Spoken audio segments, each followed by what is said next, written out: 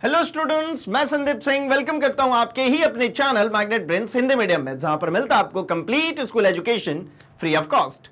तो जैसे कि हम मिला करते हैं हमारे फिजिक्स सब्जेक्ट के साथ, और इन दिनों हम साथ मिलकर के डिस्कस कर रहे हैं हमारे चैप्टर तरलों के यांत्रिकी गुण की। इस चैप्टर के अंदर हम देख रहे हैं कि तरल किस तरीके के बिहेवियर शो करते हैं जब उनको स्थिरावस्था में रखते हैं, एंड किस तरीके के गुणधर्म शो करते हैं जब उनको बहाया जाता है। मतलब दोनों ही कंडीशंस में अलग अलग तरीके के गुणधर्म शो करने वाले। तो इसी सिलसिले में हम करने वाले हैं इस सेशन में डिस्कशन टोरिसेली के प्रमेय का बहिस्त्राव वेग। मतलब जब किसी कंटेनर के अंदर में हमने पानी भर दिया हो तो कहां छेद करें तो कितनी दूरी पर पानी जाएगा और किस वेलोसिटी से निकलेगा। ठीक है ना, अपने को पता है कि भैया एक टंकी में पानी रखते हैं तो उसमें से निकलने वाला पानी का वेग और उसकी दूरी दोनों ही वैरी करती है जब इसके हाइट में अंतर करते हैं। तो इसी को डिस्कस करने वाले हैं हम इस सेशन के अंदर। तो ये सेशन इंपॉर्टेंट होने वाला है हमारे board and competitive point of view से, बहुत बहुत बहुत इंपॉर्टेंट। मतलब अगर आप IIT JEE नीट CUET की प्रिपरेशन कर रहे हैं तो ये सेगमेंट इंपॉर्टेंट होने वाला है भाई। यहां पर हमें डायरेक्टली फॉर्मूलाज मिलने वाले हैं जिनके बेसिस पर डायरेक्टली क्वेश्चंस मिलते हैं। तो चलिए शुरू कर ले जाए इस सेशन को एंड फटाफट से देखते हैं हम सबसे पहले इस बहिस्त्राव प्रमेय के लिए कि एक्चुअली टोरिसेली का प्रमेय कहता क्या। ठीक है ना, तो टोरिसेली के प्रमेय में ऐसा इनका कहना था कि अगर आप मान लेते हैं कि एक ऊर्ध्वाधर ऐसी टंकी रखी हुई है जिसमें हमने क्या करा है, पानी भर रखा है। अब इसमें 3 जगह छेद किया, ABC, आपको 3 जगह छेद दिख रहा है। अब तीनों ही जगहों पर आपको दिख रहा होगा कि भैया A से भी पानी जो है नीचे की तरफ गिरेगा, C से भी गिरेगा और ये B से भी गिर रहा है। लेकिन मुझे कुछ बातें यहां पर दिख रही हैं कि A और C से गिरने वाला जो पानी है वो क्षैतिजतः, अगर मैं कहता हूं तो क्षैतिजतः एक ही दूरी पर, यहां से यहां तक एक ही दूरी पर जाकर के गिरता है, चाहे A से निकला हो या फिर C से निकला हो। किंतु जो ये बीच वाला भाग है ये तो दूर जाकर के गिर रहा है। ये जो बीच वाला भाग है ये कंपैरेटिवली इससे कैसा भाई, तो इससे ज्यादा दूर जाकर के गिर रहा है। ऐसा कैसे हो गया भाई कि ये बीच वाला हिस्सा ज्यादा दूर जाकर के गिरेगा और ये वाले दोनों एक ही जगह पर जाकर के गिरेंगे। तो इसी के लिए इन्होंने कहा, टोरिसेली के प्रमेय में इन्होंने क्या कहा कि अगर मान लीजिए ऊपर से देखना प्रारंभ करूं तो मैंने कहा इस सतह से H ऊंचाई पर, इस सतह से H ऊंचाई या H गहराई कह लीजिए, ये है H गहराई। अगर कोई स्वतंत्र रूप से जल नीचे की तरफ गिरता, वही उतने वेग से ये इधर की तरफ भी चलेगा। क्या कहे गए भैया, तो इन्होंने ऐसा कुछ कहा, जरा देखिए, आइए हम बनाते हैं एंड फिर समझते हैं। तो इन्होंने कहा है ऐसा कि एक ये टैंक है, इस टैंक में पूरा ऊपर तक भरा हुआ है क्या भैया, पानी।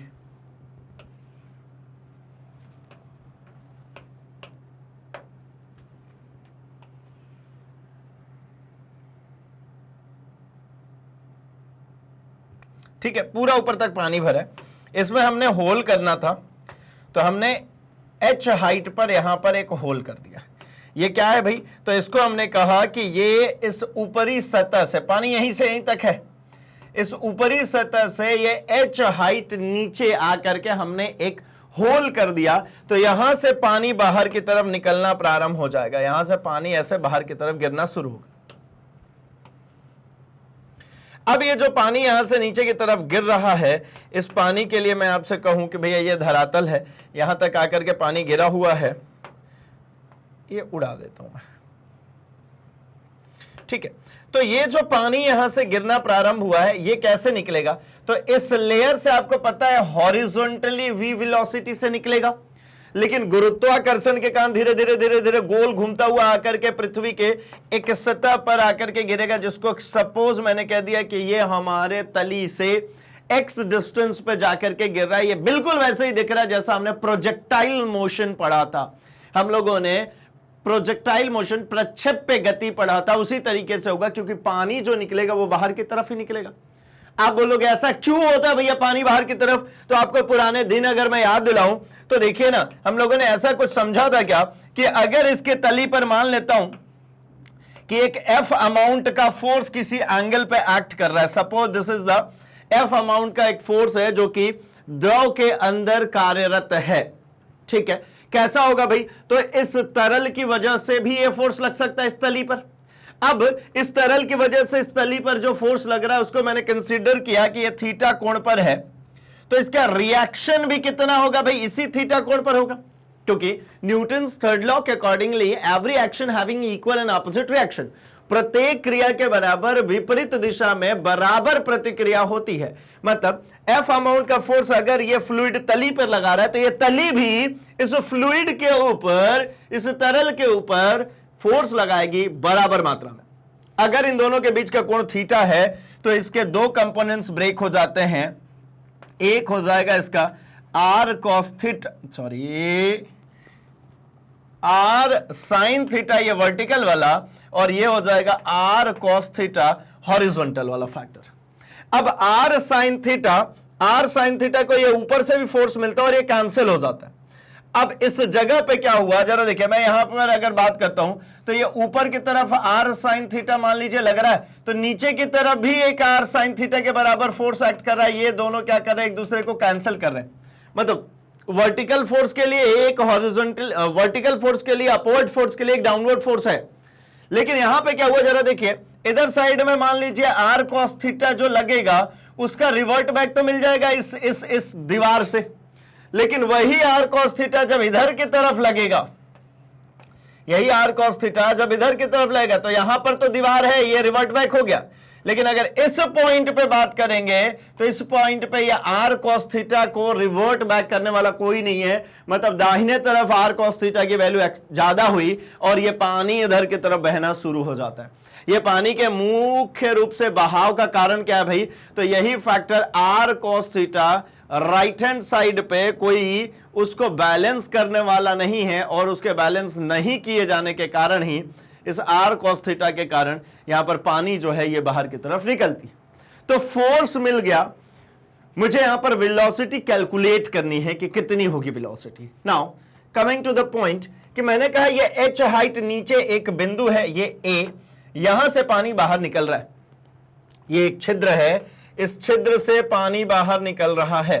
तो इस छिद्र तक में कहा गया कि इसकी वेलोसिटी कितनी होगी, तो बोले ये कि अगर मान लीजिए किसी लिक्विड ड्रॉप को इस सतह से इसी h हाइट नीचे तक गिराने में जो ये वेग प्राप्त करता, चलो इसको अंदर नहीं बनाता हूं, इसको बाहर बनाता हूं। मैं कहता हूं कि इतनी ही हाइट यहां पे सेम हाइट इस सतह से ये नीचे h हाइट तक आने में जो एक वाटर ड्रॉप, ठीक है, एक वाटर ड्रॉप ले लीजिए, जो एक वाटर ड्रॉप इस h हाइट तक आने में जो वेग प्राप्त करेगा वही वेग यहां से निकलने वाले पानी का भी होगा। मैंने इस तरल की जगह पे मैं पानी कंसीडर कर लेता हूं। क्या बोला मैंने कि स्वतंत्र पृष्ठ से ये h हाइट नीचे स्वतंत्र रूप से गिरने में जो वेग गेन होगा, अगर मान लीजिए यहां से एक पानी की बूंद गिरेगी तो गुरुत्वाकर्षण के कारण नीचे तो गिरेगी ही ना, तो जो वेग उसका उस समय हो रहा होगा एग्जैक्टली सेम वेग ये वर्टिकल, ये जो हॉरिजॉन्टल, ये जो वेग आपको दिख रहा है v, ये उसके बिल्कुल बराबर होगा। तो चलिए एक बार स्टेटमेंट देखते हैं क्या कहा इन्होंने कि किसी छिद्र से कोई द्रव जिस वेग से बाहर निकलता है उसे बहिस्त्राव वेग कहते हैं। जिस भी वेग से ये बाहर निकलेगा उसको क्या कहेंगे हम? बहिस्त्राव वेग। अब आइए इनके प्रमेय पे, तो कह रहे किसी छिद्र से किसी द्रव का बहिस्त्राव वेग उस वेग के बराबर होता है जिसे कोई वस्तु द्रव के स्वतंत्र पृष्ठ से छिद्र तक स्वतंत्रता पूर्वक गिरने से प्राप्त कर लेती है। इसे टोरिसेली का प्रमेय कहते हैं। यही बात कह रहे हैं कि यहां से जो वेग यहां आने में, स्वतंत्र रूप से इस बूंद को गिरने में जो वेग गेन होगा वही वेग यहां से ये हॉरिजॉन्टल डायरेक्शन में भी होता है। अगर आपने कहा कि ये होल ए पर ना हो करके ये बीचों बीच, एग्जैक्टली बीचों बीच यहां पर है, नेम डैश बी, इसको मैंने नाम दे देता हूं कि ये लोकेशन है मेरी क्या बी, तो मैं कहता हूं कि यहां से जब ये निकलेगा जिस भी वेलोसिटी से, suppose this is V A, this is called V B, अब यहां से भी तो पानी बाहर निकलेगा ना भाई, तो ये जो पानी बाहर निकल रहा होगा, यहां से जो पानी बाहर निकलेगा, ये पानी कुछ इस तरीके से निकलेगा, ठीक है।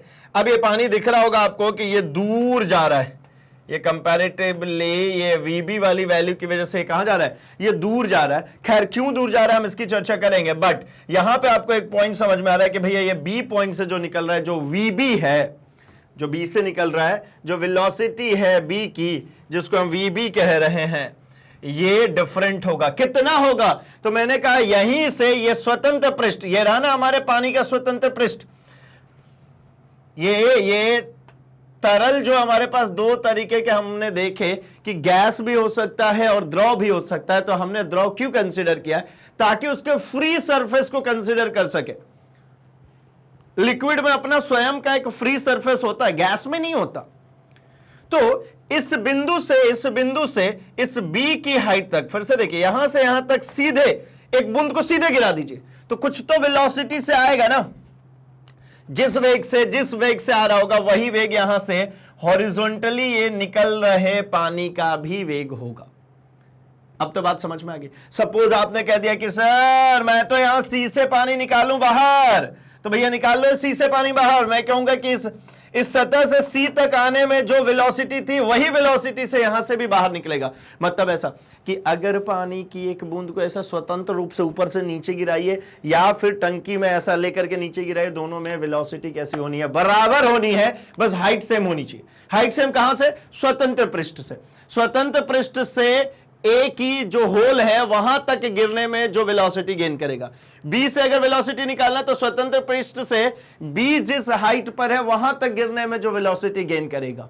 ठीक है, तो आई थिंक कि आपको यह प्रमेय याद हो गया। बड़ा ही आसान था कि किसी छिद्र से किसी द्रव का बहिस्त्राव वेग उस वेग के बराबर होता है जिसे कोई वस्तु द्रव के स्वतंत्र पृष्ठ से, यह रहा द्रव का स्वतंत्र पृष्ठ, इस स्वतंत्र पृष्ठ से इस छिद्र तक स्वतंत्रता पूर्वक गिरने से प्राप्त कर लेते हैं। इसी को हम कहते हैं टोरिसेली का प्रमेय।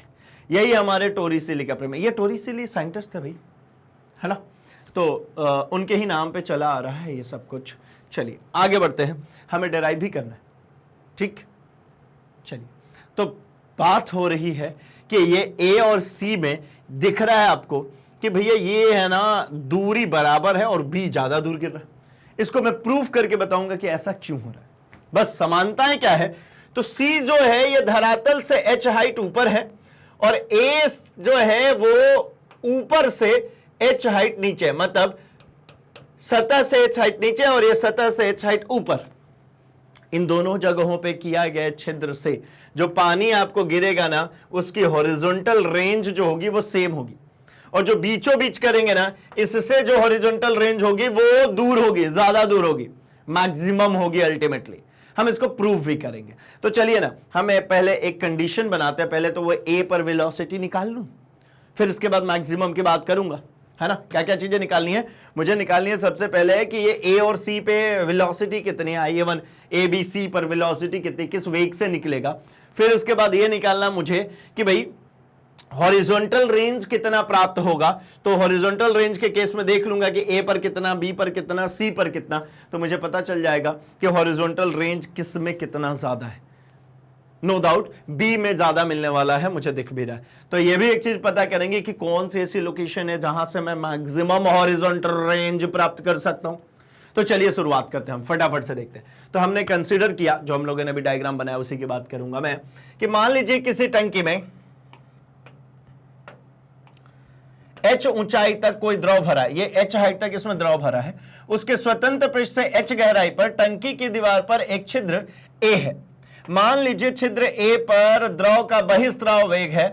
द्रव के स्वतंत्र पृष्ठ एवं छिद्र A दोनों पर वायुमंडलीय दाब है, अतः वायुमंडलीय दाब का द्रव के बहिस्त्राव वेग पर कोई प्रभाव नहीं पड़ेगा। मैं ये कहना चाह रहा हूं कि यहां पर भी एटमॉस्फेरिक प्रेशर उतना ही है, और ये वाला जो पॉइंट है यहां पर भी एटमॉस्फेरिक प्रेशर उतना ही है, क्योंकि ये बहुत ज्यादा हाइट में डिफरेंस तो होगा नहीं कि एटमॉस्फेरिक प्रेशर चेंज हो जाए। ऐसा तो आप करोगे नहीं ना कि 50 मीटर ऊपर टंकी है और उसमें जो पेंदा है 50 मीटर नीचे है, ऐसा कुछ नहीं करने वाले हम। इतनी बड़ी इतनी हाइटेड टंकी मुझे नहीं मिलने वाली। तो मतलब ऐसा कंसिडरेबल है कि स्वतंत्र पृष्ठ पर भी वायुमंडलीय दाब उतनी है जितनी की इस ए बिंदु पर है। ठीक है, तो अगर इन दोनों जगहों पर एटमॉस्फेरिक प्रेशर सेम है, मतलब इस पे वायुमंडलीय दाब का कोई असर नहीं पड़ेगा। अच्छा, तो अगर इतनी सी बात क्लियर है तो हम एक काम करते हैं ना, हम डिस्कस कर लेते हैं फटाफट कि भाई इसको डेराइव कैसे करेंगे। तो हम कहते हैं मान लीजिए वायुमंडलीय दाब P तथा द्रव का घनत्व D है। द्रव के स्वतंत्र पृष्ठ पर गतिज ऊर्जा शून्य तथा स्थितिज ऊर्जा अधिकतम होगी। यह सभी को बात पता है कि यहां पे ये जो स्वतंत्र पृष्ठ है, यहां पर गतिज ऊर्जा, इस जगह पर जो गतिज ऊर्जा होती है ये शून्य होती है, और जो पोटेंशियल एनर्जी होती है यह मैक्सिमम होती है, अधिकतम होती है। एच हाइट पर पोटेंशियल एनर्जी मैक्सिमम होगी एंड काइनेटिक एनर्जी 0 होगी। ठीक है, तो कहते हैं द्रव के स्वतंत्र पृष्ठ पर द्रव के प्रति एकांक आयतन की कुल ऊर्जा। तो देखिए मैं यहां से लिखना प्रारंभ करता हूं, मैं आपके लिए इधर में डिस्कस करना शुरू करता हूं। देखिए सबसे पहले बात क्या हो रही है भाई। अच्छा, पहले तो टॉपिक मेंशन कर दूं आपके लिए। हम कर रहे हैं टोरिसेल्ली का प्रमेय। ठीक है ना, क्या चल रहा है? टोरिसेल्ली का प्रमेय।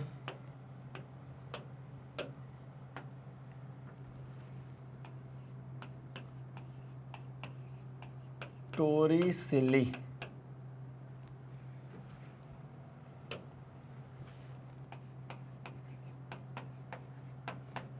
का प्रमेय।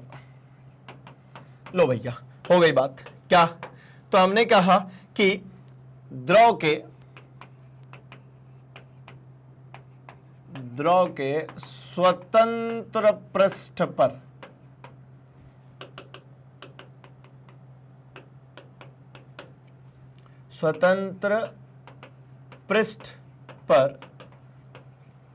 प्रति एकांक,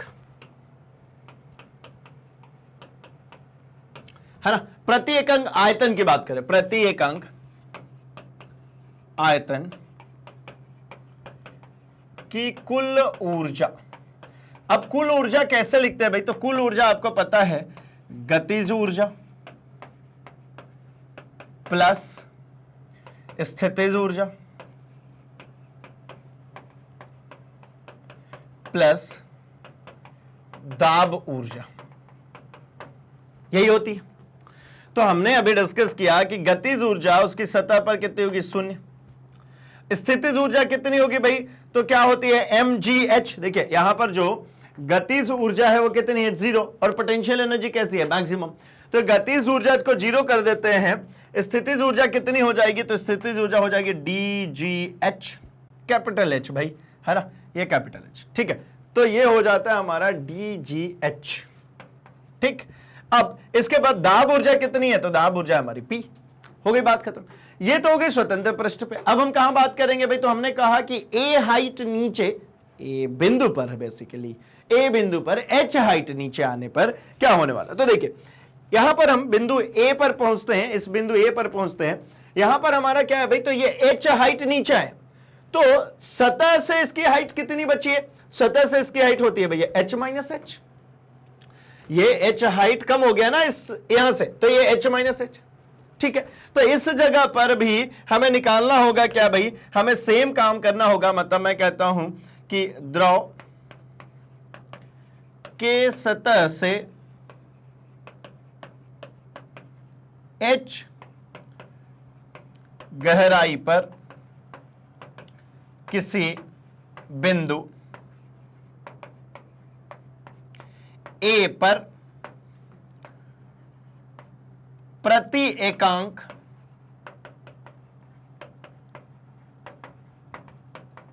आयतन की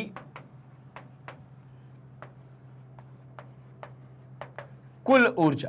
तो अगेन मैं कुल ऊर्जा कितना लिखूंगा? तो वही होगा ना भाई, गतिज ऊर्जा स्थितिज ऊर्जा प्लस दाब ऊर्जा। तो लिख लीजिए क्या क्या बन गया भाई? गतिज ऊर्जा स्थितिज ऊर्जा प्लस दाब ऊर्जा। गतिज ऊर्जा प्लस स्थितिज ऊर्जा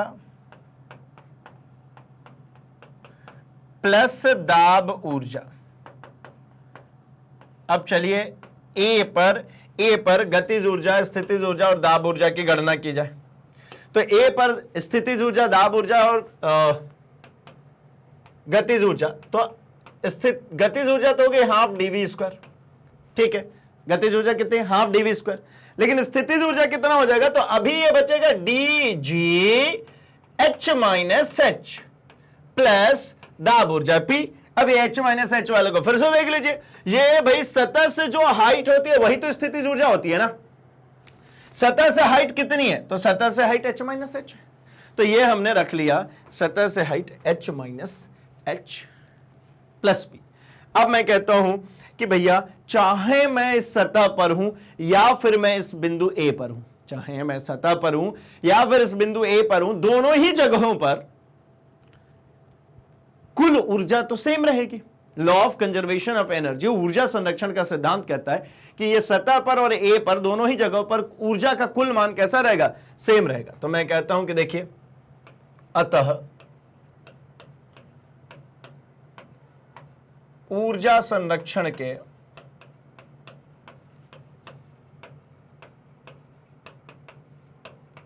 सिद्धांत से, क्या है, ऊर्जा संरक्षण के सिद्धांत से क्या कहता है भाई ऊर्जा संरक्षण का सिद्धांत, तो मैं कहूंगा कि द्रव के सतह पर कुल ऊर्जा भैया बराबर होगी ए पर के कुल ऊर्जा के। तो मैं कह देता हूं बिंदु ए पर कुल ऊर्जा ये दोनों ही बराबर होंगे। Now come to the point and दोनों को कंपेयर कर देता हूं, तो dgHp लो भैया, द्रव के सतह पर कुल ऊर्जा कितना है, dgH plus p।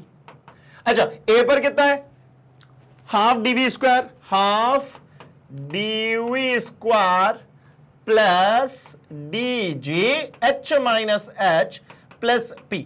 I hope कि किसी को इसमें दिक्कत नहीं होगी कि मैंने ये जो लिखा हुआ है गतिज ऊर्जा ये सब प्रति एकांक आयतन के लिए, क्योंकि जस्ट प्रीवियस वन में हम लोगों ने बर्नौलीज थ्योरम किया, वहां पर भी इसको किया, उसके पहले भी हमने कुल ऊर्जा की कैलकुलेशन करी है।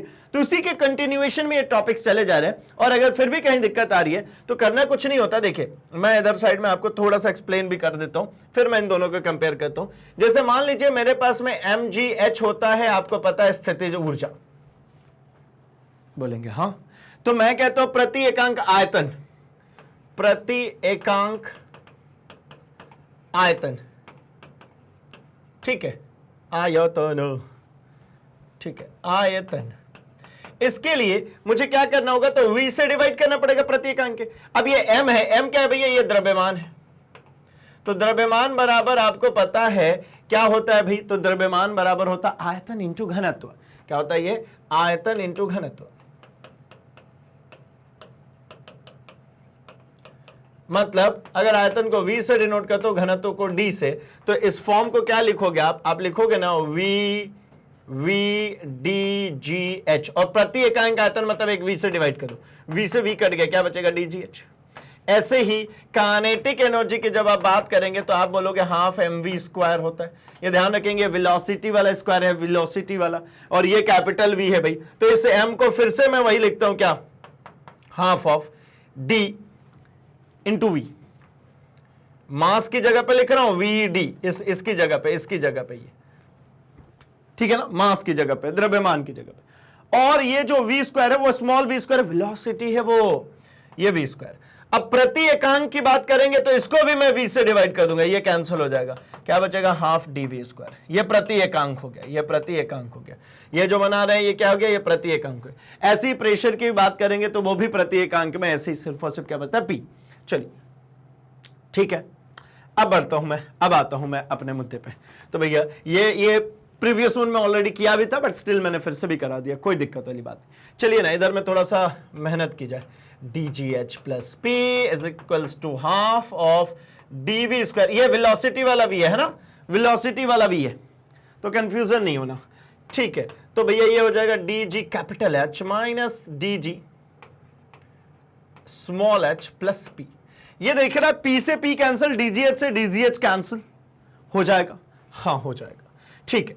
तो ये सब कैंसिल होने का मतलब क्या हो गया भैया, ये देख लीजिए, मैं कैंसिल कर देता हूं, हालांकि करते तो नहीं है बट आपकी समझ के लिए ना क्या बचा होगा, तो ये यहां पे बच गया भैया 0, इधर साइड में बच गया हाफ dv स्क्वायर, ध्यान रखेंगे वेलोसिटी है ना, माइनस ऑफ dgh। इस dgh को इधर ले आइए तो मैं कह देता हूं half of dv square is equals to dgh, हो जाएगा ना, प्लस का हो जाएगा। अच्छा, तो इस 2 को भी उधर ले जाइए और d से d उड़ा दीजिए, तो क्या बचा, ये d से ये d उड़ा दिया, क्या बचा भाई, तो v square is equals to ये 2 इधर आ गया 2gh। अब v इक्वल्स टू क्या बचेगा भाई, तो अंडर रूट ऑफ 2gh, क्या बचेगा, under root of 2gh। Now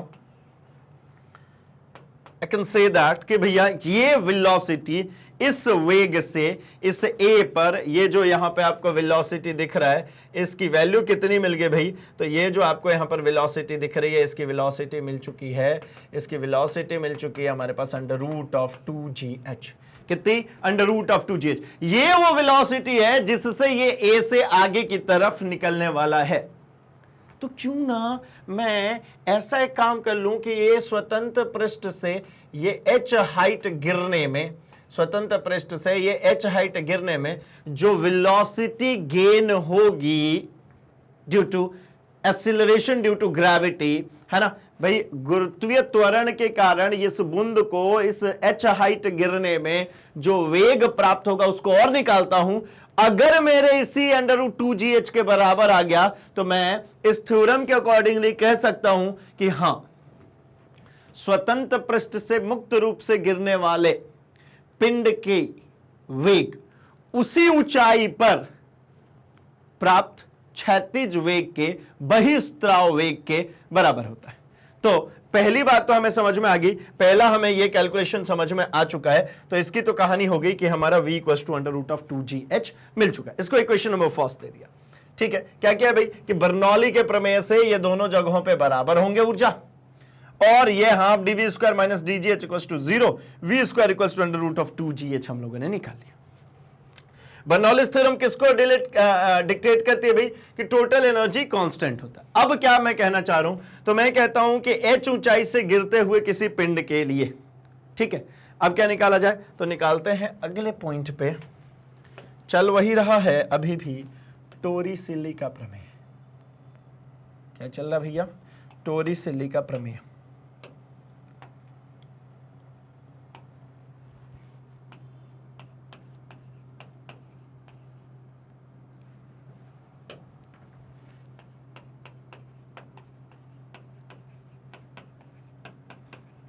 ठीक, तो बात आगे बढ़ाई जाए, मैं कहता हूं कि इस स्टेटमेंट h ऊंचाई से स्वतंत्रता पूर्वक गिरते हुए वस्तु के लिए, क्या, h ऊंचाई से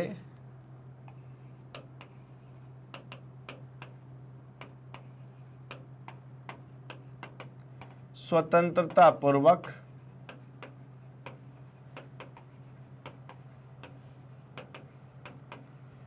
गिरते हुए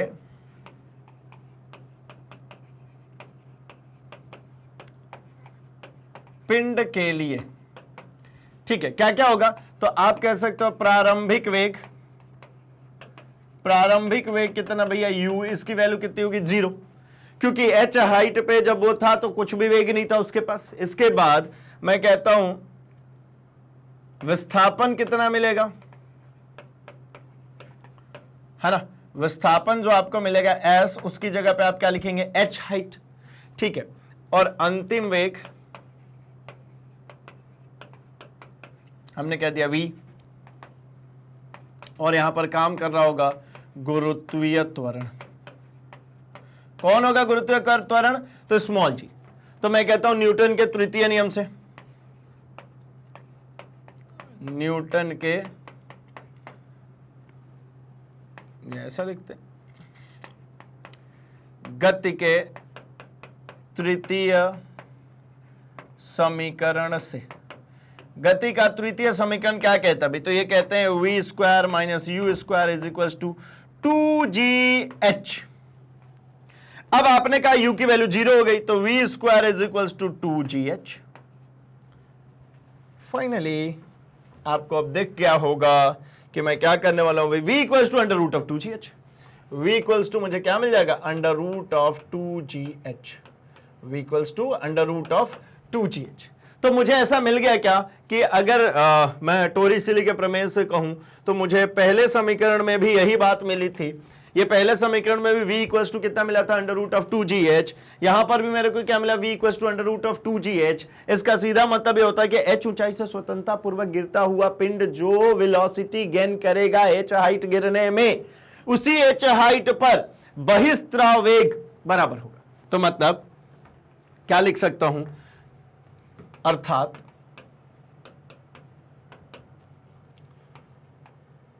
h ऊंचाई से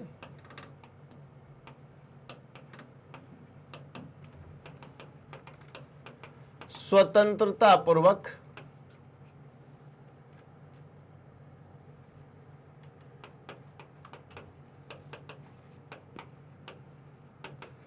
गिरते हुए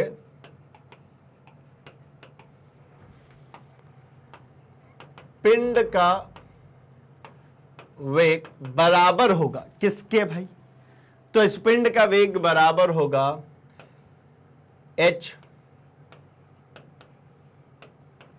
ऊंचाई पर बहिस्त्राव वेग। किसके बराबर होगा, उस बहिस्त्राव वेग के। मतलब इस जगह पर टोरिसेली के प्रमेय के अनुसार क्या था भाई कि इस जगह पर ये जो v वेलोसिटी है अंडर रूट ऑफ 2gh, अगर कोई फ्रीली इस सतह से इसी h हाइट तक नीचे गिर रहा है तो यहां पर भी v इक्वल्स टू मुझे मिलेगा 2gh।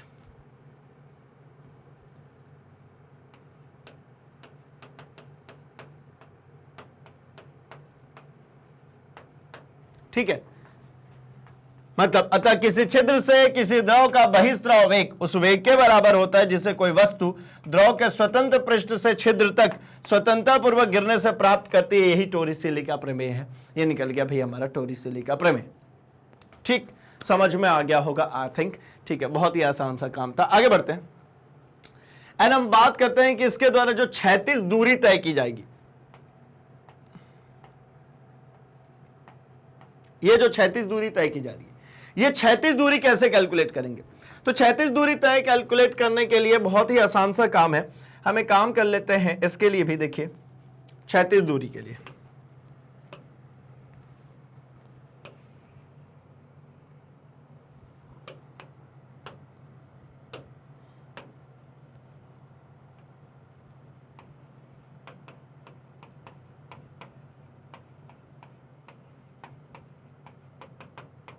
क्षैतिज दूरी के लिए मैं कहता हूं कि मान लीजिए ये जो यहां पर स्टेटमेंट है उसके अकॉर्डिंगली ये h हाइट से है ना, h गहराई पर हमारा एक बिंदु है A। यहां से जो भी द्रव गिरेगा उसका पथ कैसा होगा, तो मैं कह दे रहा हूं कि इसका पथ परवलयाकार होगा। तो अगर ये परवलयाकार होगा, ठीक है ना, तो कहते हैं कि देखिए गति के द्वितीय समीकरण से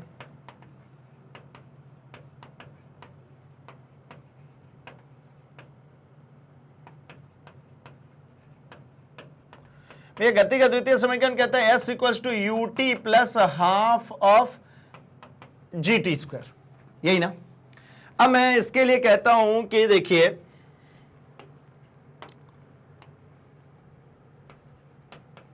प्रारंभिक वेग कहां पर भाई, तो सतह पर कितना होगा, तो u इक्वल्स टू 0 होगा।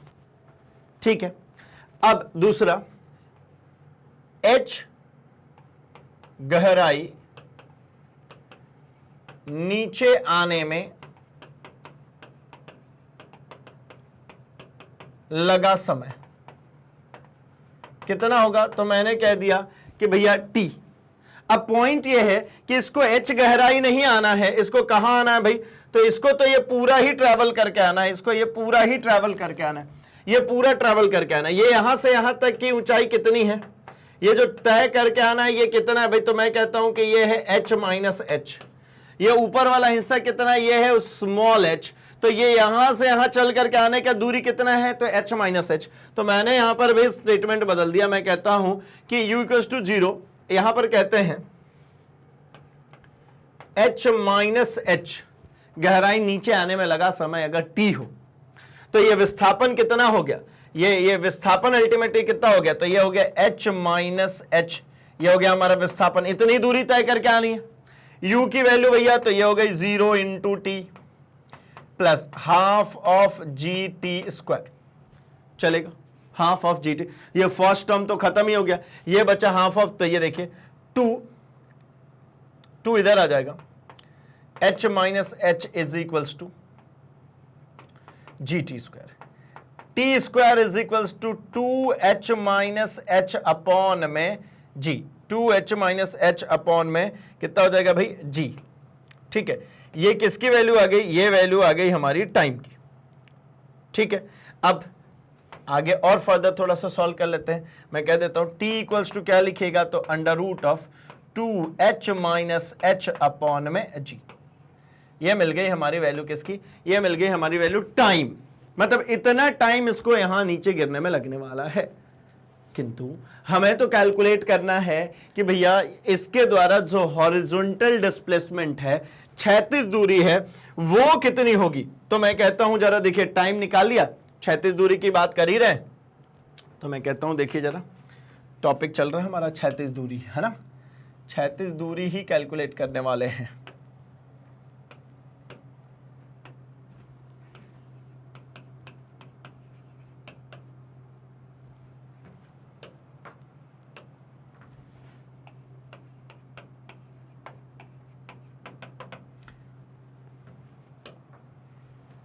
ठीक है,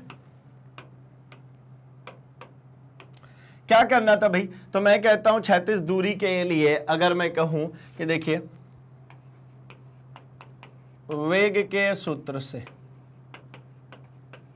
क्या, तो मैं कहता हूं विस्थापन बराबर, आप क्या कहोगे, तो आप कहोगे ना कि वेग इंटू समय, वेग बराबर विस्थापन बटा में समय, तो विस्थापन बराबर वेग इंटू समय। अब वेग मतलब वही v और टाइम मतलब हमने अभी जो निकाला t, v कितना निकाला, तो अंडर रूट ऑफ 2gh, कितना निकाला, under root of 2gh, into time कितना निकाला, तो अंडर रूट ऑफ 2, अभी जस्ट निकाला, under root of 2h minus h upon में g। एक बार क्रॉस वेरीफाई करा दूं, है ना, ये देखिए, ये हमने क्या निकाला, t under root of 2h minus h upon में g, और v कितना निकाला था, तो अंडर रूट ऑफ 2gh। इन दोनों को क्या कर दूं मैं, इन दोनों का गुणा कर देता हूं, इन दोनों को उठा के मल्टीप्लाई कर देते हैं, क्या बनेगा भाई, एक ही अंडर रूट के अंदर ले लीजिए, आपको समझ में आ जाएगा, 2 2 जा 4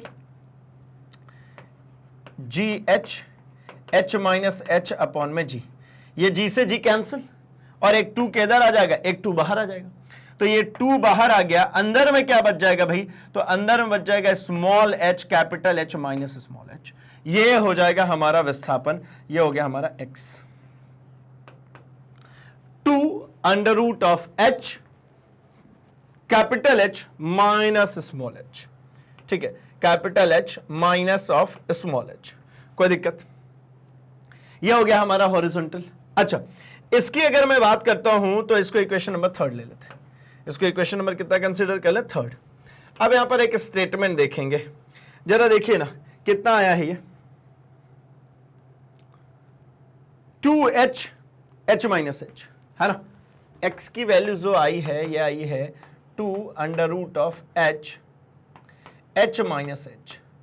अब पॉइंट समझिए, इसमें अगर यही चीज ये h गहराई पर हो तब, या फिर ये सतह से h ऊंचाई पर हो तब, इन दोनों ही केसेस में अगर बात करेंगे तो आपको क्या प्राप्त होगा भाई, ये value 2h h minus h ही प्राप्त होगी ना, इसमें कोई ऐसी वैल्यू चेंज होने वाली है क्या, तो आप कहोगे बिल्कुल नहीं भाई, यहां से भी ये h है तो ये h ही लिखूंगा, ये h माइनस h है तो h माइनस h ही चलेगा। अल्टीमेटली मतलब क्या हो गया भाई, तो ये देखिए, अर्थात यहीं पे लिख देता हूं, है ना, समीकरण 3 से क्लियरेंस मिल रहा है मुझे,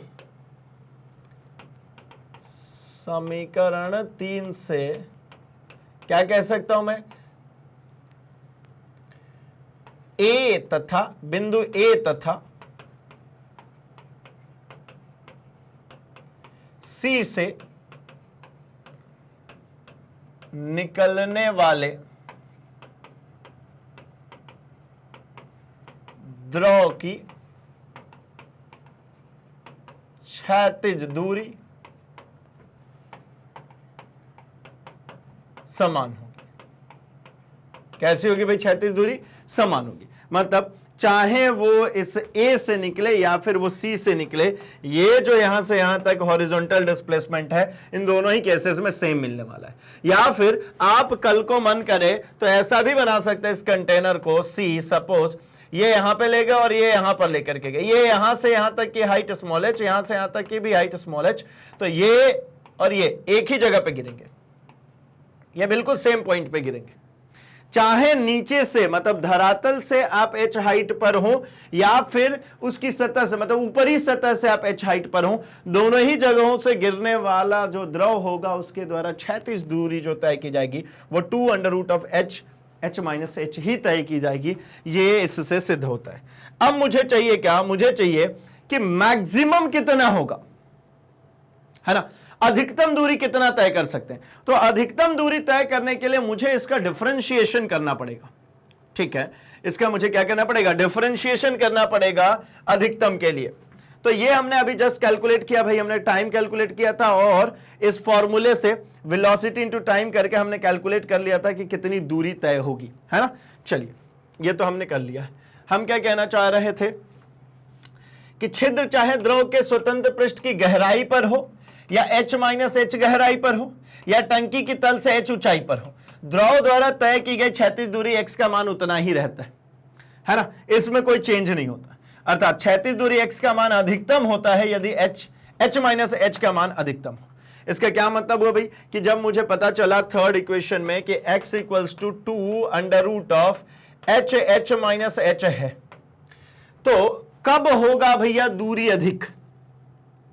मतलब ये जो पानी जो टंकी से निकल रहा था वो सबसे ज्यादा दूर कब गिरने वाला? ये जो हमारी टंकी है इससे जो पानी निकले ये सबसे दूर किस स्थिति में जाएगा? इसकी अगर बात करनी है तो हम कह रहे हैं कि भैया ये h माइनस एच जो है, h माइनस एच जो है, इसका जब मान अधिकतम होगा, इसकी मान जब मैक्सिमम वैल्यू होगी तभी होगा ना। ये इसका मान जितना ज्यादा होगा उतना ही x का मान ज्यादा होगा। भाई x तो डायरेक्टली प्रोपोर्शनल दिख रहा है ना, ये गुणात्मक मान 2 से गुणा होने के लिए आना है, ये जितना बड़ा होगा x उतना बड़ा होगा। तो इसके लिए क्या काम करें भाई? तो इसके लिए काम करते हैं इस h माइनस एच का अवकलन कर देते हैं, डिफरेंशिएशन कर देते हैं। तो मैं कहता हूं जरा देखिए,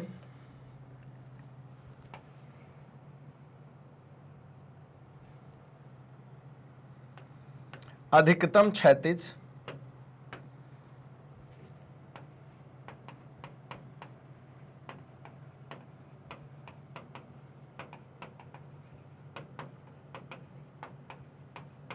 अधिकतम क्षैतिज दूरी के लिए, अधिकतम क्षैतिज दूरी के लिए हमने क्या कहा भाई? तो हमने कहा कि h माइनस एच का मान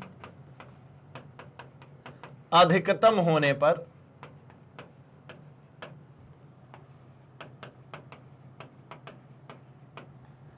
x का मान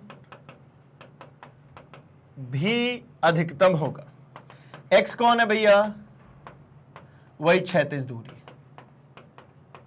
ठीक है, अब क्या काम करूं? तो मैं इस x के मान को कैलकुलेट करता हूं। कैसे? अवकलन करके। तो मैं कहता हूं देखिए,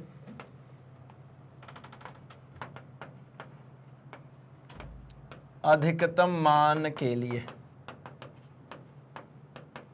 अधिकतम मान के लिए डिफरेंशिएशन ऑफ किसके रेस्पेक्ट में भाई? तो h के रेस्पेक्ट में। h माइनस एच की वैल्यू कितनी होनी चाहिए? 0। ठीक है, h माइनस एच की वैल्यू कितनी होनी चाहिए? इसकी वैल्यू होनी चाहिए भाई हमारी 0।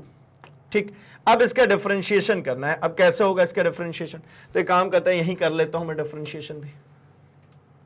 ठीक है, इसके डिफरेंशिएशन के लिए क्या करना होगा? h को पहले तो मल्टीप्लाई कर देते हैं दोनों में। तो मैं कहता हूं ये देखिए ना, d अपॉन में dh, ये हो गया h minus of h square is equals to 0। यही होगा ना। अब डिफरेंशिएशन इसका करेंगे तो h से h तो खत्म हुआ, मतलब यहां पर क्या बचेगा? सिर्फ और सिर्फ देखिए d h अपॉन में dh minus D H square upon में D H which is equals to 0। Now इसका अगर करूंगा डीएच का, तो डीएच का तो 1 हो गया, एच जो ये है कोएफिशिएंट के तौर पे, ये कांस्टेंट के तौर पे एच बच जाएगा, माइनस यहां से क्या होगा भाई, तो ये एच स्क्वायर मतलब 2h is equals to 0। Now what, इसको इधर भेज दीजिए, minus 2h equals to minus of h, मतलब h इक्वल्स टू कितना हो गया भाई, तो h इक्वल्स टू सीधे सिंपली आपको दिख रहा है ये हो गया कैपिटल H अपॉन में 2। मतलब क्या, h equals to h by 2, इसका मतलब क्या भाई कि अधिकतम क्षैतिज दूरी कहां मिलेगा, तो टंकी की आधे हाइट पर। ये कैपिटल H क्या था, पूरी टंकी की हाइट थी, तो टंकी के आधे हाइट पे अगर आ गए, इस टंकी के आधे हाइट पे अगर आप आ गए, इस टंकी के आधे हाइट पे, तो यहां पे आपको जो क्षैतिज परास है ये सबसे ज्यादा मिलेगा। भाई ये पूरा क्या था, यहां से यहां तक, यहां से यहां तक ये कैपिटल H, यहां से यहां तक क्या हो जाएगा भाई, तो ये हो गया ना हमारा h/2। यानी टंकी के बीचों बीच अगर मैं होल कर दूं, टंकी के मध्य में अगर मैं होल कर दूं, तो मुझे जो क्षैतिज परास है वो सबसे ज्यादा मिलेगा। ठीक है, तो ध्यान रखिएगा भाई, अगर मुझे ज्यादा दूर तक टंकी में से पानी चाहिए तो कहां होल करेंगे, बीचों बीच, ना ऊपर ना नीचे। ठीक है, तो इससे ये बात क्लियर हो गई, टोरिसेली का एक्सपेरिमेंट भी क्लियर हो गया, और बड़े ही आसानी से इसको एक्सपेरिमेंटली आप घर में प्रूव कर सकते हो। क्या करना है भाई आपको इसको एक्सपेरिमेंटली प्रूव करने के लिए, तो आप एक नॉर्मली पानी की बोतल उठाइए और उसमें हम बनाते हैं चल करके क्या, 3 छेद। कैसे छेद बनानी है भाई, तो हमने रखनी है हमारे घर में एक पानी की बोतल, है ना, जो नॉर्मली पानी की बोतल होती है, हम उसकी बात कर लेते हैं। ठीक है,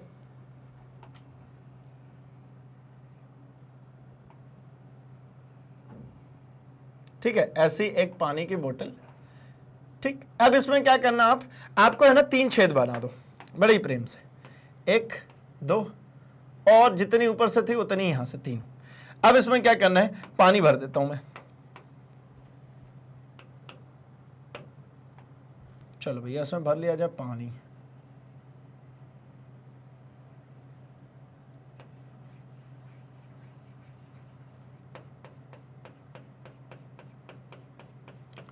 इसमें हमने क्या भर दिया भाई, इसमें भर दिया हमने पानी।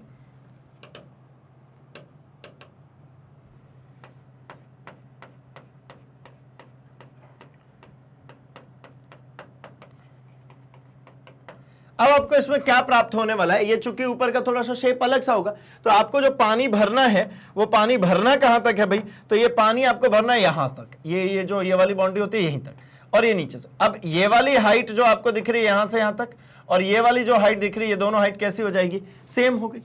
तो this is the point A, this is B, this is C. तो आपको क्या मिलेगा पता है, इसके ढक्कन को आप थोड़ी देर के लिए बंद रखो पानी भर करके। ठीक है, ढक्कन को बंद रखिए पानी भर के, 3 होल कीजिए। अब ढक्कन को खोल दीजिए, क्योंकि ढक्कन अगर आपने खुला छोड़ दिया तो पानी गिरना शुरू हो जाएगा ना। उसी समय एक्सपेरिमेंटली हम प्रूफ करने में थोड़ा सा असहूलियत महसूस होगी। ढक्कन बंद कर दिया है ना, तो अंदर एयर जाएगा नहीं, तो इसमें से पानी निकलेगा नहीं। लेकिन अब जैसे ही ढक्कन खोलूंगा मैं क्या पाऊंगा, बी वाला यहां चला गया, ए वाला यहीं पे गिर रहा और सी वाला भी यहीं पर आकर के गिर रहा है। ये एक्सपेरिमेंट आप घर में करना, करने के बाद में है ना कमेंट सेक्शन में जरूर बताना आपके आपको बिल्कुल एग्जैक्टली इसी तरीके से ये रिलेशनशिप मिला है। ठीक है, बहुत आसान है भाई, अगर आप है ना थोड़ा सा प्रैक्टिकली करके सीखोगे, बहुत लॉन्ग टर्म के लिए होगा और बहुत ही इजीली आप इसको अंडरस्टैंड कर सकते हैं, दूसरों को भी बता सकते हैं। बड़ी मजेदार चीज है। Let's come to the point, and point is कि भैया ये हमारा काम हो चुका है यहां पर क्लियर, कि ये h/2 पे टोटल हाइट के आधा पे मध्य में जो होल करेंगे उससे पानी सबसे ज्यादा दूर जाके गिरेगा। ठीक, चलिए अभी हम लोगों ने इन सब चीजों की बात कर ही ली है। ठीक है, ये अवकलन गणित से हमने यहां पर अवकलन किया, एंड अवकलन करने के बाद में हमें h is equals to h/2 पर, ये h इक्वल्स टू h/2 पर हमको मिला अधिकतम दूरी। अब कितना होगा वो दूरी, तो x मैक्स हम लोगों ने निकाल लिया, कितना होगा भाई, तो देखिए 2 under root of h upon में 2h माइनस h। क्या कर रहा हूं मैं कह रहा हूं कि ये h की वैल्यू आपको h/2 मिल गई ना। आपके पास में थर्ड इक्वेशन है x इक्वल्स टू, देखिए x equals to 2 under root of, इस स्मॉल h की जगह, इस स्मॉल h की जगह वो कैपिटल h/2 रख दो, ये रख दिया h/2 under h minus small h की जगह फिर से h/2। अब ये देखिए 2 under root of h/2 into ये h माइनस h/2, एक में से आधा जाएगा, आधा ही तो बचेगा, तो ये हो गया h/2। अब इस h/2 दो बार लिखा हुआ है तो एक बार बाहर आ जाएगा, 2 इंटू h/2, 2 से 2 कैंसिल हो गया, कितना h। मतलब ये एक और बात समझ में आती है कि यहां पे ये जो पानी जो गिरेगा ना, ये वाला, ये देखिए ये जो मध्य में, अच्छा ये हटा दिया मैंने, ठीक है, ये मध्य वाला जो ये जो पानी गिरेगा ना, ये बिल्कुल इस बॉटल के टोटल हाइट के बराबर ही होगा। जितना बॉटल का हाइट होगा उतनी ही हॉरिजॉन्टल डिस्टेंस होगी। तो ये ज्यादा दिख रही है, इसको कम कर देता हूं, ठीक है, यहीं तक। यानी जितनी ऊर्ध्वाधर पानी होगी उतना ही दूरी पर जाकर के गिरेगा अगर मध्य में जो होल बना रहे हैं उससे। यानी ये देखा आपने कि ये क्षैतिज परास जो है एच मैक्स जो है, एक्स मैक्स बेसिकली वो एच के बराबर है, टोटल जो वर्टिकली हाइट जो भरा हुआ है, पानी जो भरा हुआ है उसके बराबर होता है। ठीक है, तो क्या समझ में आ गया भाई कि जब छिद्र टंकी के ठीक मध्य में हो, जब छिद्र टंकी के ठीक मध्य में होता है तो निकलने वाले द्रव द्वारा तय की गई क्षैतिज दूरी अधिकतम होती है और अधिकतम दूरी टंकी में द्रव की ऊंचाई के बराबर होता है। वो जो अधिकतम दूरी है, मैक्सिमम डिस्टेंस जो है, वो जो टंकी में जितनी हाइट तक द्रव भरा है उसके हाइट के बराबर ही होता है, उससे ज्यादा कभी नहीं हो सकता, है ना। टंकी में जिस हाइट तक द्रव भरा है उससे ज्यादा दूरी तक आप कभी भी उससे प्रक्षेप्य प्राप्त नहीं कर सकते। ठीक, चलिए, तो टोरिसेली का एक्सपेरिमेंट और बहिस्त्राव वेग तो समझ में आ गया।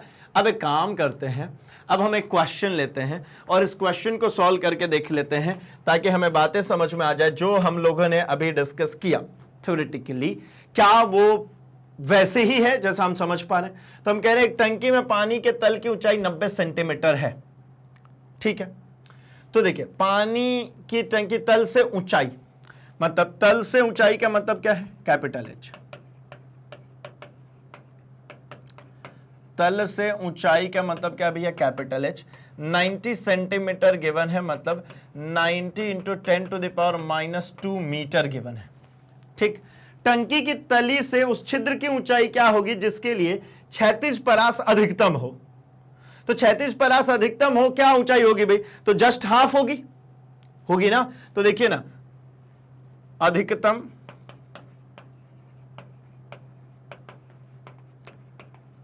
क्षैतिज परास के लिए छिद्र की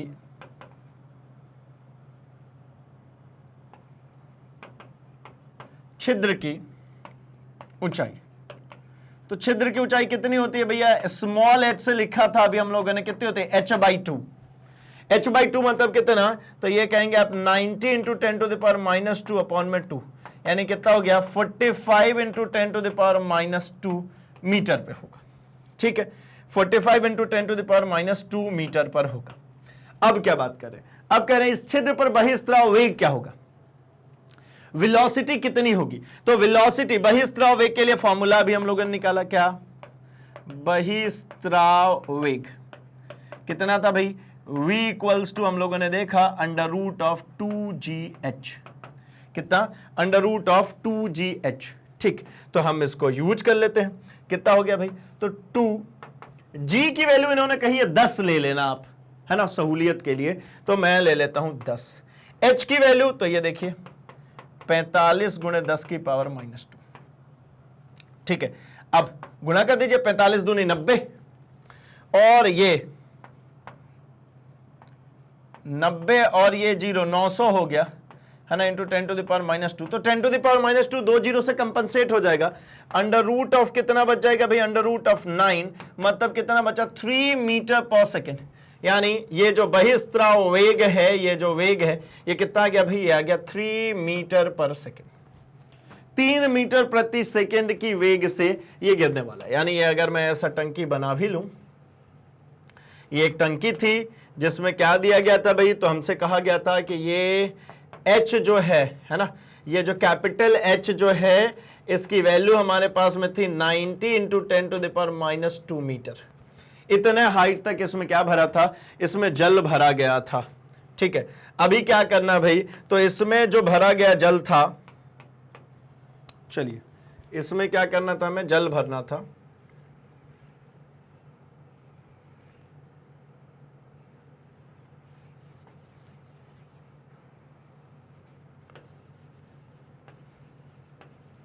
ठीक है, ये हमने यहां तक में जल भरा हुआ है। ठीक है,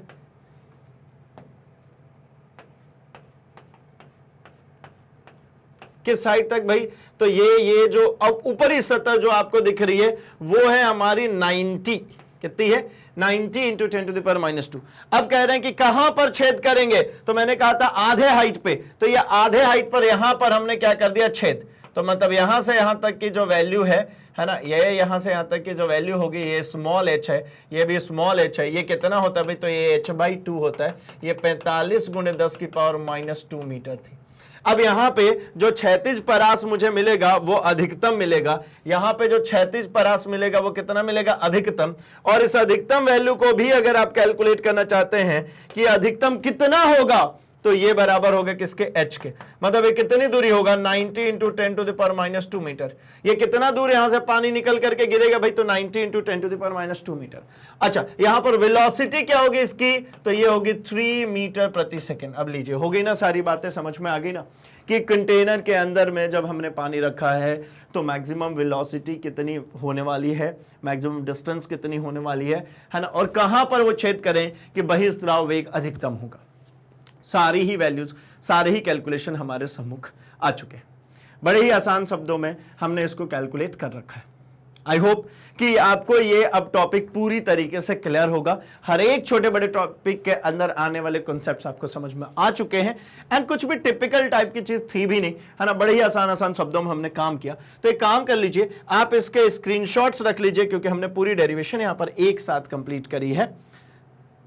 या सबसे पहले आप ये रखिए, जहां पर हम लोगों ने टोरिसेले प्रमेय के लिए हमने क्या किया भाई, वेलोसिटी निकाला है कि h हाइट पर, h गहराई में, हाइट पर भी और गहराई में, दोनों ही जगहों पे जो वेलोसिटी होता है वो कितना होता है, √2gh। तो सबसे पहले इसका स्क्रीनशॉट रखिए। Okay, done. नाउ अब आप इसका स्क्रीनशॉट रख सकते हैं। यहां पर हम लोगों ने क्या कहा भाई कि h ऊंचाई से स्वतंत्रता पूर्वक अगर एक कोई पिंड गिरता है तो उसकी वेलोसिटी कितनी होती है, तो वो भी √2gh होती है।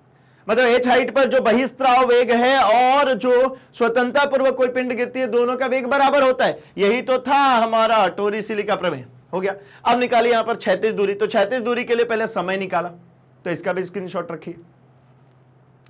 ठीक है, आई होप रख लिया। अगले पॉइंट पे आते हैं। जब आपने क्षैतिज दूरी निकालनी थी तो उस टाइम को उसी वेलोसिटी में मल्टीप्लाई कर दिया, यह हमें क्षैतिज दूरी निकल गई। और क्षैतिज दूरी निकलते से मुझे ध्यान में आया कि अधिकतम क्षैतिज दूरी क्या होगी, मतलब सबसे ज्यादा दूर कहां पर पानी जाएगा। तो हमने कहा कि पहले तो वो हाइट निकालिए जहां पर क्षैतिज दूरी अधिकतम हो। तो उसके लिए हम लोगों ने वो हाइट निकाला, कितना, h/2 मिला। यानी कुल जिस हाइट तक पानी भरा हुआ उसके आधे वाले बिंदु पर, मिड पॉइंट पर आपको जो मिलने वाली है वो क्षैतिज दूरी अधिकतम मिलने वाली है। उसके लिए डेरिवेशन, मतलब डेरिवेटिव्स इसके निकाले, इसके डिफरेंशिएट किया। बेसिकली डिफरेंशिएट करके हम लोगों ने h = h/2 निकाला, और ये जो हमें मिला था x = 2√h h, इसी के अंदर ले आकर के पुटअप किया तो h/2 h h/2 मिला। मतलब कितना मिल गया, h, कैपिटल H के बराबर मिल गया। ठीक है, यहां तक में आई होप आपको कोई किसी भी तरीके की दिक्कत नहीं है। ये यहां पर आकर के हमारी डेरिवेशन हो जाती है कंप्लीट। ठीक है, एंड एक एक्टिविटी भी दी है मैंने आपको, आप उसको जरूर करना, है ना, बड़ा ही मजा आएगा, एंड एक्सपेरिमेंटली आप प्रूफ भी कर लोगे। ठीक है, चलिए तो क्या करें भाई, इस सेशन को अब कर लिया जाए, क्या समाप्ति की ओर बढ़ा ली जाए, है ना। और अब जो याद करने वाली बातें हैं उसको धीरे धीरे समझ ली जाए। तो क्या क्या करना है आपको याद, देखिए आपको सबसे पहले सातत्य समीकरण को याद रखना है, कॉन्टिन्यूटी, है ना। a1v1 बराबर होता है किसके, a2v2 के। अगला, बहते द्रव में गतिज ऊर्जा, स्थितिज ऊर्जा और दाब ऊर्जा, है ना, तीनों ऊर्जाएं होती है। स्थितिज ऊर्जा भी होती है, गतिज ऊर्जा भी होती है और दाब ऊर्जा भी होती है। किसने बताया था भैया, तो ये हमारे बर्नौलीज थ्योरम से प्रूफ है, बर्नौली के थ्योरम से।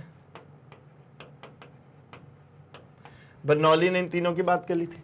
तो बर्नौली प्रमेय से मुझे क्या मिला था भाई, तो P मतलब दाब ऊर्जा, ½ dv², गतिज ऊर्जा, dgh स्थितिज ऊर्जा, ये सभी एक नियतांक होंगे। और ये जो कुछ भी लिखा गया है ये पूरा ही सेगमेंट किसके लिए है? तो प्रति एकांक आयतन के लिए। किसके लिए है ये? प्रति एकांक आयतन के लिए। ठीक है, ये हमेशा ही कांस्टेंट होता है, हमेशा नियतांक होता है। और टोरिसेली के प्रमेय से हम लोगों ने अभी निकाला बहिस्त्राव वेग कितना होगा? v = √2gh। इसी तरीके से हम लोगों ने x मैक्स भी निकाला, वो कितना होता है? h के बराबर। हम लोगों ने x भी निकाला, ये x किसके बराबर होता है भाई? तो ये 2√h capital H minus small h के बराबर। ठीक है, ये दोनों क्या है भैया? तो ये है हमारा, ये दोनों क्षैतिज परास।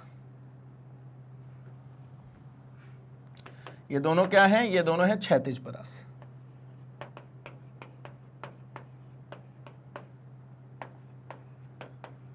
ठीक है, क्षैतिज परास, क्षैतिज दूरी, आप जो चाहे कह सकते हैं।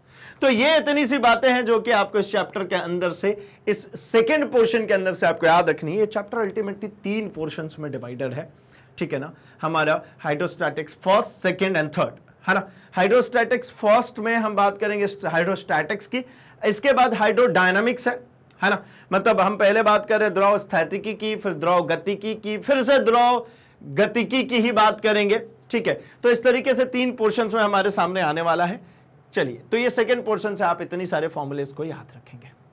ठीक है, तो अब कर लेते हैं भैया इस सेशन को यहीं पर समाप्त, क्योंकि हम लोगों ने हर एक छोटे बड़े कॉन्सेप्ट्स को देखा, न्यूमेरिकल भी देखा, याद रखने के लिए मैंने आपको फॉर्मूले भी दे दिए, एक्सपेरिमेंट भी आपको बता दिया। इसी तरीके से सिंपली बने रहिए मैग्नेट ब्रेन्स के साथ, क्योंकि मैग्नेट ब्रेन्स हमेशा से कमिटेड एक हाई क्वालिटी एजुकेशन प्रोवाइड करने के लिए। एंड ये सारे ही कोर्स कंटेंट लेकर के आते हैं हम फ्री ऑफ कॉस्ट। ये पूरे कोर्स कंटेंट आपको मिल जाते हैं NCERT के बेसिस पर। इसका मतलब होता है आप किसी भी स्टेट बोर्ड से हो या फिर आप सेंट्रल बोर्ड से हो, आपको ये पूरा कोर्स कंटेंट अप्लाई होता है। और इंप्रोवाइजेशन और इंप्रूवमेंट के लिए आप वीडियो के डिस्क्रिप्शन बॉक्स में जाकर के e notes and e books को परचेस कर सकते हैं। सिंपली जाइए, लिंक को फॉलो कीजिए एंड चेकआउट कर सकते हैं अपने लिए e books and e notes. Similarly आप हमें कहीं से भी एक्सेस कर सकते हैं भाई। आप हमें हमारे YouTube चैनल से, आप हमारे ऐप पर भी जा सकते हैं, आप हमारे वेबसाइट पर भी जा सकते हैं। सभी जगहों से फ्रीली जा करके हमें एक्सेस कर सकते हैं और अपने पूरे कोर्स कंटेंट को कंप्लीट कर सकते हैं। तो जिस तरीके से आप कनेक्टेड है हमारी YouTube चैनल पे, इसी तरीके से हमसे जुड़ सकते हैं हमारे social media platform that is Facebook, Instagram, Twitter, Telegram पर भी, जहां पर कोई सजेशंस, कोई सुझाव हो वो हम तक पहुंचा सकते हैं। हमारी तरफ से कोई नई इंफॉर्मेशन आती है, कोई नई अनाउंसमेंट आती है, वो फटाफट आप तक पहुंच सकती है। तो जल्दी से इस वीडियो को लाइक कर दीजिए, चैनल को सब्सक्राइब एंड इसे अपने दोस्तों में शेयर करना बिल्कुल भी नहीं भूलेंगे, क्योंकि उन्हें भी तो बताना है कि मैग्नेट ब्रेन्स हिंदी लेकर के आते हैं क्वालिटी एजुकेशन, एक्सपीरियंस टीचर्स के साथ, वो भी फ्री ऑफ कॉस्ट। तो बने रहिए हमारे साथ, हम मिल रहे हैं अपने अगले सेशन में कुछ और धमाकेदार की कॉन्सेप्ट्स के साथ। तब तक के लिए अपना और अपने आसपास सबका बहुत सारा ख्याल रखें। Thanks for watching.